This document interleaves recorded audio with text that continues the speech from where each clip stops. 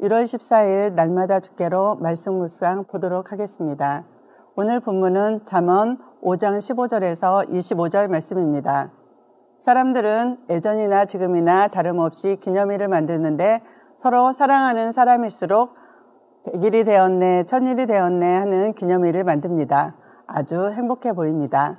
그런데 서로의 추억을 위해서 만드는 기념일인데 아주 행복한 날만 있지는 않는 것 같습니다.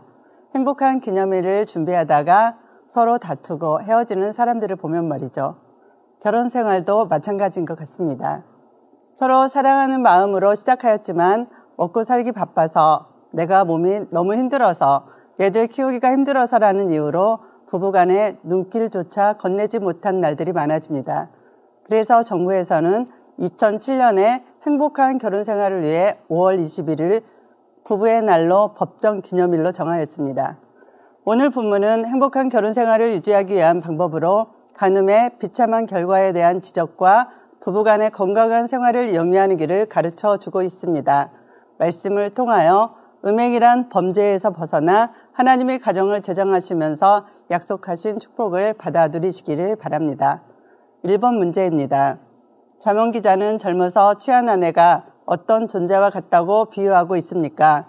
19절을 보면 그는 사랑스러운 암사슴 같고 아름다운 암노루 같으니 너는 그의 품을 항상 촉하게 여기며 그의 사랑을 항상 연모하라고 하였습니다. 여기서 그는 18절에서 말하는 젊어서 취한 아내를 말합니다. 젊어서 취한 아내를 암사슴과 암노루에 비유하고 있는데 성경에서 암사슴과 암노루는 모두 여인의 아름다움과 사랑스러움을 나타낼 때 사용하는 말입니다. 사람마다 외모에 차이가 있기는 하지만 제 눈에 안경이라는 말도 있듯이 자기가 아내로 취한 여인은 세상 그 누구보다도 아름답고 사랑스럽습니다. 자기 아내가 사랑스럽고 아름답게 보이지 않는다면 결코 결혼할 수 없었을 것입니다.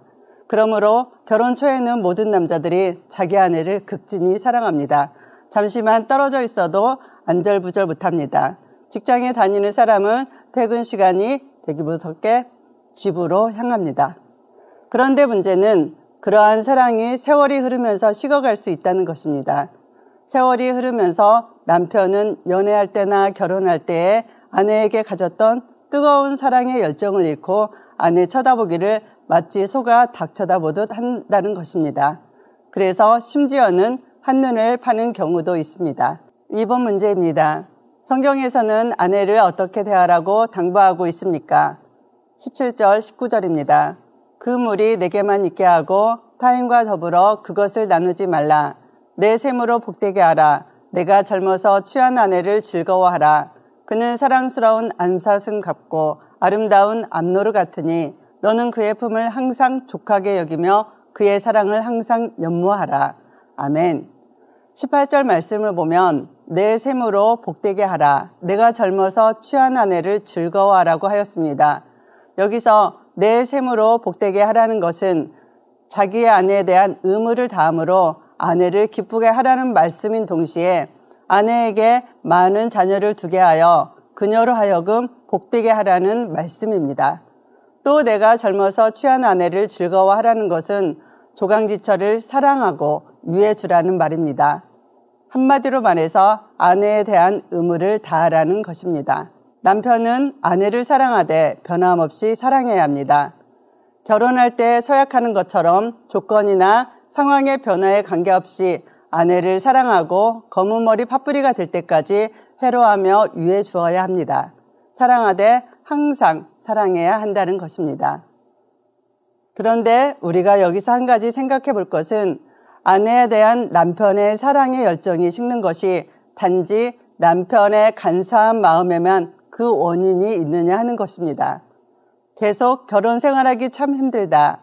내 아내는 강아지 입엔 키스하면서 내가 쓴 컵으론 물도 마시려 하지 않는다는 명언이 있습니다.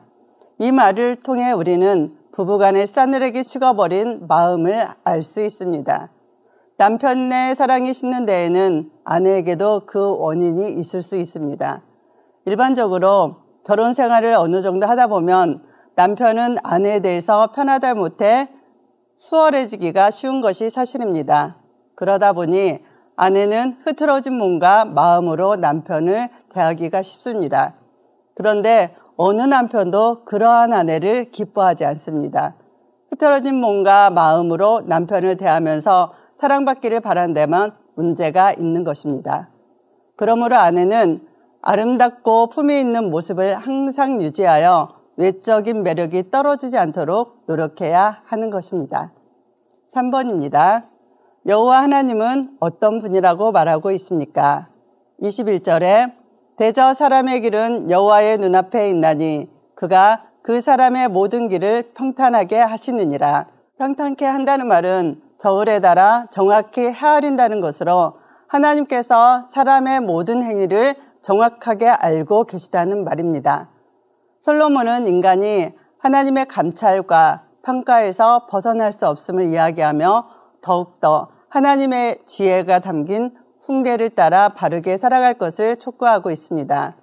그러므로 우리는 이 세상을 살아가면서 하나님의 공의로우심을 의뢰하고 그분의 의로우심을 따라 악을 멀리하고 선을 가까이 하는 삶을 살아야 합니다.